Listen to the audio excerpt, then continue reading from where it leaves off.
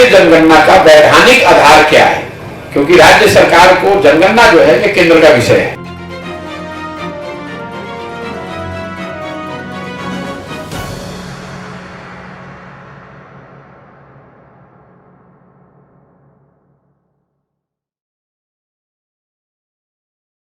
भैया, जातीय जनगणना पर 100 दफे प्रतिक्रिया दे चुका हूं।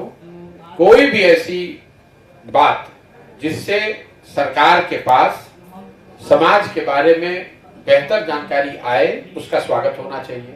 इस नजरिए से जातीय जनगणना के बिल्कुल पक्ष में है। लेकिन जो लोग पक्ष में हैं, जिसके मैं भी हूं, हम लोग का ये सवाल जरूर है कि जातीय जनगणना का वैधानिक आधार क्या है, क्योंकि राज्य सरकार को जनगणना जो है ये केंद्र का विषय है। तो राज्य सरकार जो कर रही है उसको ये क्लेरिफाई करना चाहिए कि इसका कोई वैधानिक आधार नहीं है। ये तो एक सर्वे है, ये जातीय जनगणना नहीं है। राज्य सरकार जनगणना करा ही नहीं सकती है। तो अगर वो सर्वे करा रहे हैं और उससे जो भी जानकारी आती है, उस जानकारी के मुताबिक अगर समाज के किसी वर्ग का कुछ फायदा हो सकता है या होना चाहिए तो बिल्कुल होना चाहिए, उसके मैं समर्थन में हूँ। इसके साथ साथ एक और बात बताना चाहता हूँ, ये समाज को बेवकूफ बनाने का तरीका है, समाज को लड़ाने बांटने का तरीका है। जहां तक जनगणना का सवाल है, तो दलितों की जनगणना स्वतंत्रता के बाद से हो रहा है, वो सारी संख्या अवेलेबल है, तो उससे क्या दलितों की स्थिति सुधर गई है? पूरे बिहार के लोगों की जनगणना तो होती है, उनकी आर्थिक स्थिति के बारे में आपको हमको पता है, तो आपको कौन रोक रहा है कि बिहार के लोगों की, गरीब जनता की आप मदद करके उनकी स्थिति को बेहतर बना दीजिए? आपको कौन रोक रहा है कि दलितों की, महादलितों की स्थिति को आप बेहतर बना दीजिए? सिर्फ जनगणना हो जाने से या सिर्फ जानकारी इकट्ठा कर लेने से लोगों की स्थिति नहीं सुधरेगी। लोगों की स्थिति तब सुधरेगी जब उस जानकारी पर आप ईमानदारी से कुछ बेहतर प्रयास करेंगे। तो ये तो वोट लेने के लिए, समाज को बांटने के लिए अगड़ा पिछड़ा जाति के आधार पर उन्माद खड़ा करके वोट लेने की तैयारी है, और कुछ नहीं है। उनको भी मालूम है कि इससे कुछ नहीं निकलने वाला है। ये समाज को की आंख में सीधे सीधे धूल झोंक रहे हैं। आपने कहीं बयान सुना कि उन्होंने कहा कि इसका कोई वैधानिक आधार ही नहीं है? भाई, आधार राज्य सरकार के अधिकार में ही ये चीज नहीं है। आप देखते हैं यहाँ जातियों के वोट लेने के लिए सरकारें रिकमेंड कर देती है कैटेगरी चेंज। लोहार समाज का आपने एग्जांपल सुना होगा, उनको एसटी बना दिया गया। केंद्र सरकार ने उसको रिजेक्ट कर दिया क्योंकि राज्य सरकार के वो अधिकार में ही नहीं है। जितने बच्चे एसटी के तौर पर बहाल भी हो गए, उनकी नौकरी चली गई।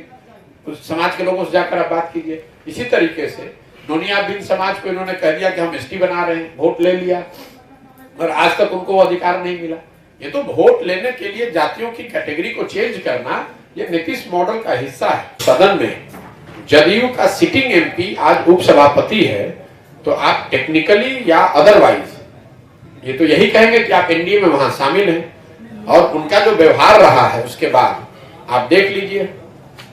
लोगों ने हल्ला मचाया कि नीतीश कुमार जी देश के स्तर पर कोई महागठबंधन बना रहे हैं। उस समय भी मैंने पहले दिन ही कहा था कि भैया ये बिहार के बाहर, इसमें कुछ नहीं होने वाला है। आप देख रहे हैं कि नीतीश कुमार महागठबंधन बनाने के बाद एक दिन कोई प्रयास उन्होंने नहीं किया। अभी गुजरात में चुनाव हुए, हिमाचल प्रदेश में चुनाव हुए, नीतीश कुमार की उसमें क्या भूमिका है? कहीं गए थे? कोई प्रयास किया इन्होंने? आज भाजपा के विरोध में कांग्रेस वाले पदयात्रा कर रहे हैं, भारत जोड़ो यात्रा हो रही है, और उसमें कई राज्यों में हम लोग देखते, सुनते, पढ़ते हैं कि विपक्षी दलों के नेता शिरकत करते हैं। नीतीश कुमार उसमें गए थे एक बार भी। तो ये सिर्फ यहाँ के बिहार के नजरिए से बनाई हुई व्यवस्था है, जो नीतीश कुमार को अपनी कुर्सी पर बने रहने में मदद कर रही है। नीतीश कुमार की बस अब जीवन में एक ही प्राथमिकता बच गई है कि किसी तरीके से मुख्यमंत्री बने रहे। वो चाहे भाजपा के साथ रह के बने या लालटेन के साथ रह के बने, उससे उनको कोई फर्क नहीं पड़ता है। काम हो न हो, कौन सी राजनीतिक गठबंधन बनेगा नहीं बनेगा, क्या विचार है, क्या व्यवहार है, उनको एक चीज से मतलब है कि हम मुख्यमंत्री बने रहे। तो आप यात्रा कह के, ये तो आप समाज को शर्मसार कर रहे हैं। यहाँ के पढ़े लिखे लोग या समझदार लोगों की विद्वता को आप लोग का मजाक उड़ा रहे हैं। किस तरह की यात्रा है भैया? आप हेलीकॉप्टर से आए, परिसदन में बैठे और अपने 4 अफसरों को और 3 चाटुकार मंत्रियों को अगल बगल बैठाया, और आपकी यात्रा पूरी हो गई। बढ़िया खाना खाया, 2-4 लोगों से मिले, हो गया समाधान, हो गई यात्रा पूरी। और किसी ने अगर कोई बात उठा दी, जिस लड़के की आप बात कह रहे हैं, तो 2 बात, चाहे वो यूनिवर्सिटी की हो या छपरा में लोगों से मिलने की बात हो, ये तो कोई भी, जिसका कोई भी सेन माइंड का आदमी, वो कहेगा कि ये करना चाहिए। राज्य के मुखिया के तौर पर ये देखिए कितने शर्म की बात है।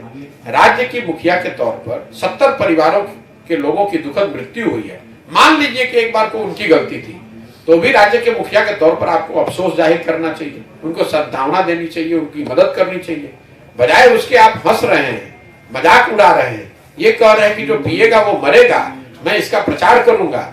ये उनका अहंकार और विनाशकाले विपरीत बुद्धि वाली जो बात है, उसको चरितार्थ करने वाली मानसिकता को दिखाता है। सर, एक मुख्यमंत्री होकर उनसे कोई पत्रकार जब सवाल पूछता है तो वो बोलते हैं कि हमको इस बारे में पता नहीं है। जब भी कोई सवाल होता है तो यही बोलते हैं कि हमको पता नहीं है। अगले चुनाव में जनता भी ये कहेगी कि हमको पता नहीं है कि नीतीश कुमार है कौन।